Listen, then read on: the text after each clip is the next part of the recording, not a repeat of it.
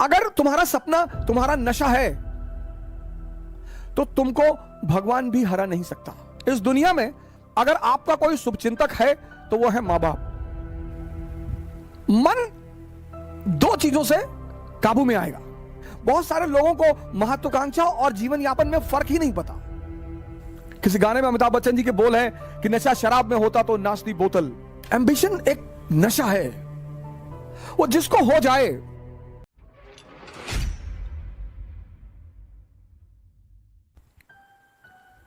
अगर तुम्हारा सपना तुम्हारा नशा है तो तुमको भगवान भी हरा नहीं सकता।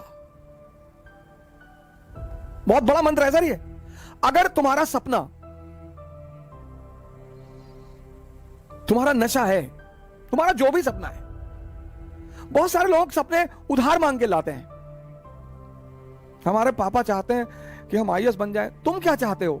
नहीं, हम तो बैंक में भी काम कर लेंगे। तब तुम नहीं बनोगे, तब तुम नहीं बनोगे, क्योंकि बनना तुम्हें है और वो तुम्हारा नशा ही नहीं है। जिन चीजों को भी आप समझ लोगे उनसे आप ऊपर उठ जाओगे। यह सबसे बड़ा सूत्र है सर। भागने की कोई आवश्यकता नहीं। जिन जिन चीजों को भारतीय अभिभावकों ने, मां बाप ने दबाने की कोशिश की, आज वही सब चीजें। सेक्स पर बात मत करो, सेक्स पे चर्चा मत करो, सेक्स पर नाम का नाम मत लो। अब देखो सारी क्लास ऑनलाइन चल रही है। बच्चा क्या देख रहा है तुम्हें क्या पता है? अब वो समय है जो आपको बताना पड़ेगा सर, बोलना पड़ेगा। क्योंकि जब भी कोई चीज हम बाहर से सीखते हैं तो बड़ी विकृत रूप में सीखते हैं सर। भारत में एक ग्रंथ है विज्ञान भारोतंत्र,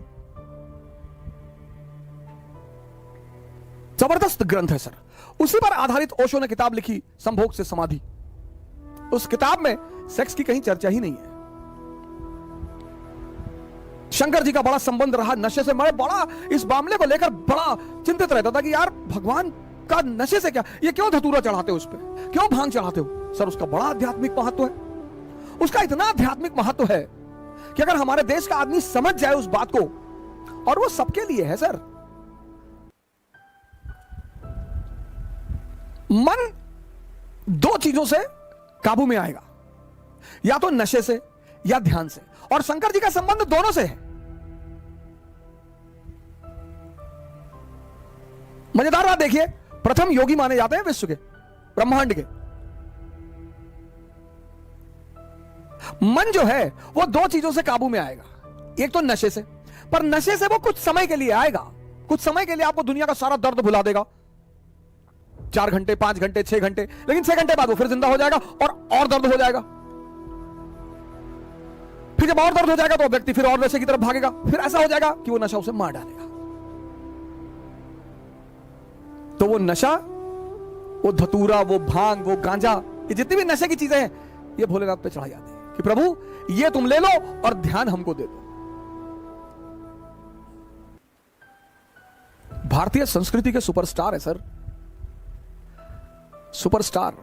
पौरुष पर बल देते हैं, कपड़े पे ध्यान मत दो, कुर्ता पजामा डाल लो, निकल लो। ताकत होनी चाहिए कि प्रधानमंत्री के दरवाजे पर खड़े हो जाओ तो भागते हुए बाहर आ जाए। ये सब सूचना दे रहे हैं वो। टाई वाई लगा के, 50,000 का जूता पहन के, डीओ लगा के क्लर्क के सामने जाके खड़े हो कि विधायक जी से मिलना है। वो बैठा है, विधायक जी से मिलना, विधायक जी बिजी है। पता लगा विधायक जी अंदर दहला पकड़ खेल रहे हैं। बहुत सारे लोग जीवन यापन के साधन ढूंढ रहे हैं, एम्प्लॉयमेंट के साधन ढूंढ रहे हैं। बहुत सारे लोगों को महत्वाकांक्षा और जीवन यापन में फर्क ही नहीं पता। महत्वाकांक्षा एक नशा है।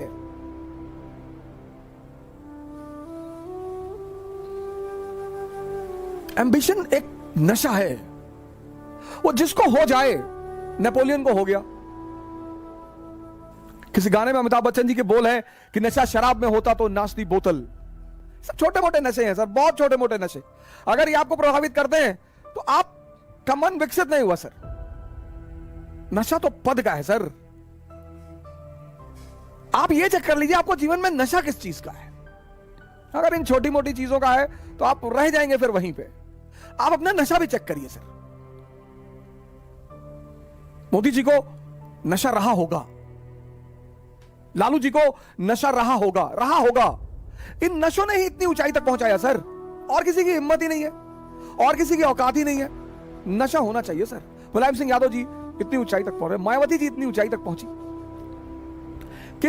किसका राजनीतिक करियर कैसा रहा वो एक अलग चीज है, लेकिन जब भी कोई सामान्य व्यक्ति असामान्य कार्य करता है तो वो नशे में ही रहा होगा। यहां लोग उठ नहीं पाते, या बड़े सारे लोग मेरे पास आते हैं, कहते हैं कि सर सुबह नींद नहीं खुलती। तो कौन कहता है सपने देखने के लिए? जब सपना देखो तो एक चीज चेक करो कि तुम्हारे अंदर उस सपने को लेकर नशा है या नहीं है।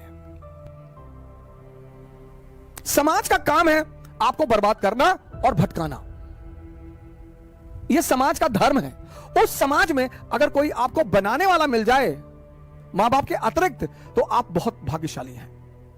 इस दुनिया में अगर आपका कोई शुभचिंतक है तो वो है मां बाप,